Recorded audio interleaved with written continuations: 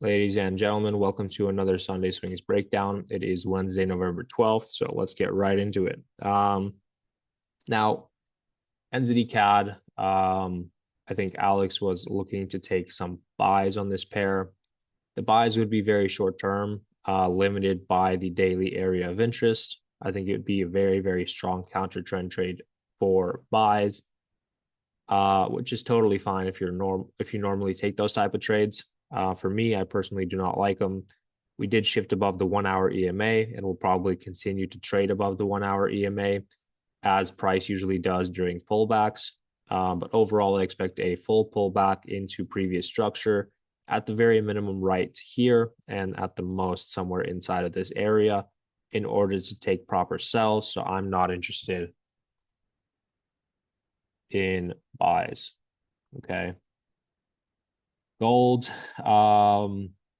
Gold, Alex is looking for sells. Obviously, there's no more sells as I explained. Gold is currently pumping very aggressively. We were below the EMA when price opened on Sunday. I guess we had broken above, retested, but we were underneath this area of interest. We're now above. Price basically traded sideways, waited for the lower time frame EMAs to catch up, and is now having a reaction.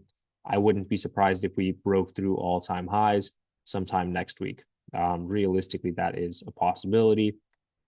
If not next week, then the end of the month.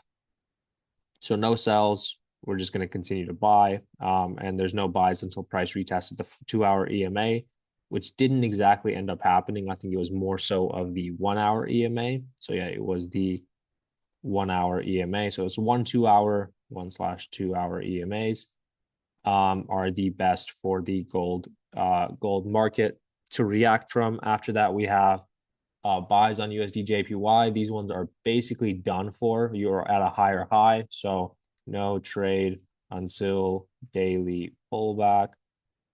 We don't have an area of interest. I guess unless you look further left, you might have an area of interest. But at this point, it would just be a daily pullback into previous structure to continue to buy. That's not something I'm interested in doing at the moment. Probably won't happen anytime this week either. I didn't save that. So no buys until pullback.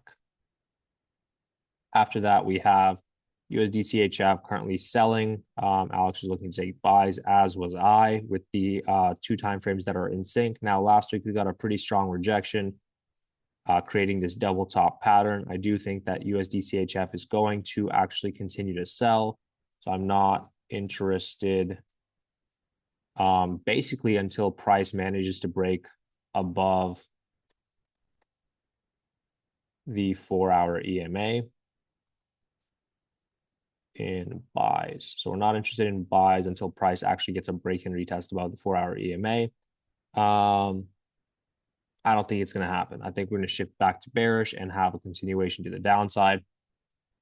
After that, we have AUD CAD for sells. I don't think that that's going to happen. I think we're actually going to continue to buy. If you can see, we kind of retested this daily area of interest in EMA. Now we have shifted above the 4 hour EMA, retested, kind of broke back below, failed to break below to retest to sell, and is now continuing to go higher. As soon as we get a break out of this trend line retest, I will look to take buy. So no sells, waiting for buys. Okay. And then you have Euro USD. For sells, I would be interested as soon as price gets the break and retest underneath. That is exactly what I have written down here. Still waiting on that.